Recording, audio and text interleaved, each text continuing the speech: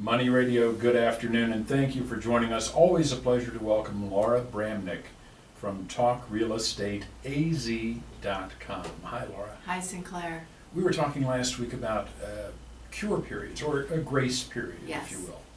And I wanted to continue that conversation today because this is very important, I think, for both buyer and seller. And I know that you can represent a seller as an attorney as well as a real estate agent. Correct. And typically you do it at no extra cost Correct. for your legal services in an arrangement like that. Exactly. So they get an attorney thrown into the deal. They get an attorney thrown into the deal. It's a twofer. It's a twofer. By the way, Laura is at 480-624-2705, 480-624-2705, and the website TalkRealEstateAZ.com. TalkRealEstateAZ.com. Laura holds an active Arizona real estate license, and she is also licensed through the State Bar of Arizona, specializing in real estate. Correct. The cure period, or a grace period, if you will, there's just all sorts of things that can go wrong in a real estate transaction. But you know where those breaches of a contract are likely to occur. You can kind of help figure it out. This becomes particularly important if a seller is moving from the house they're selling into a new property, Yes. a simultaneous close. Yeah, and that's hard in the best of circumstances, but with the addition of the cure period, it creates, some real problems for the seller. The cure period in the Arizona Association of Realtors standard contract is 3 days. That's not 3 business days, it's 3 days. And what happens is if one party, let's say, has breached, the most common type of breach is when they don't close escrow on the date the contract says. Mm-hmm. But there are other breaches as well. But when that happens, they're not automatically in breach of the contract where you can pursue them for damages. You actually have to send the cure notice. So you don't want to delay in sending that by getting phone calls back and forth and saying, no, it'll be tomorrow. You want to send your notice so that you have that drop dead date.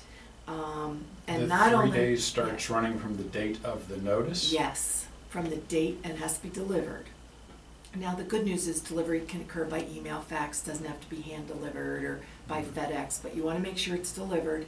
And not until the 3 days expires can you actually declare the breach. And so I think a lot of people don't realize that. They just think it's automatic. The other thing is that you don't have to send the cure notice, but I advise people to send it anytime there's a deadline in the contract that has not been met.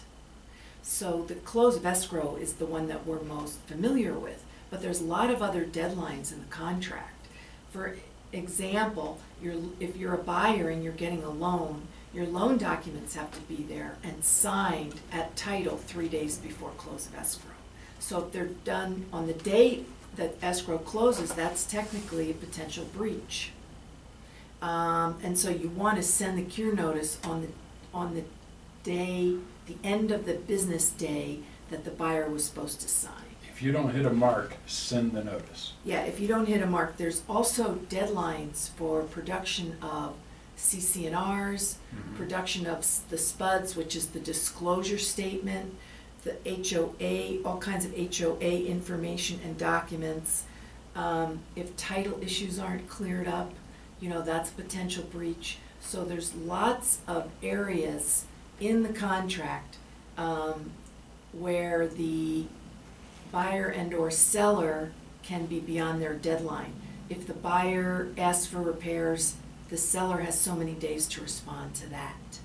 And so you have different areas of the contract where there are different deadlines that people need to meet, and that's the way the contract moves along. You can get basically at a standstill because everything's moving along, and then the buyer hasn't received a copy of the CC&Rs or the bylaws, doesn't know how much the HOA dues are, those types of things. And then when liens come up on the title report, you know, the seller has got to cure them, or how can the buyer close escrow without clear title? Sure. You know, so there's many, many ways that the buyer and seller can be damaged, but the most damaging is when you as a seller have moved out, even if you're renting a property before you move in, buy another property, Mhm. or the simultaneous closure, buying a new build. In a new build, you forfeit money early, and the builder doesn't care if you couldn't sell your house. This is where what you do as a real estate attorney is just so valuable. This is not just the run-of-the-mill sign here, sign here, sign here, but rather this is a way to make sure that the contract moves along as everybody would like to see it move along, Yeah, without little landmines all along the way and delays, and of course time is money. one thing that's really frustrating is that the lender, the buyer's lender, is not a party to the contract. And even though the buyer has to meet those deadlines, they rely on their lender, so the buyer can be in breach for something their lender did. Very important that they have a little motivation Yeah. to move the contract along. Yeah, you have to make sure you have a lender who's, you know, responsive, Yeah. knows what they're doing. Laura Bramnick, talkrealestateaz.com, 480-624-2705. And particularly for something like a simultaneous close, or if it's just important that you close on time, Yes. this is the real advantage of having an attorney and a real estate agent combined. 480-624-2705, talkrealestateaz.com. Check out the website, talkrealestateaz.com. Very important information, Laura. Thank you so much for joining us today. Thanks, Sinclair.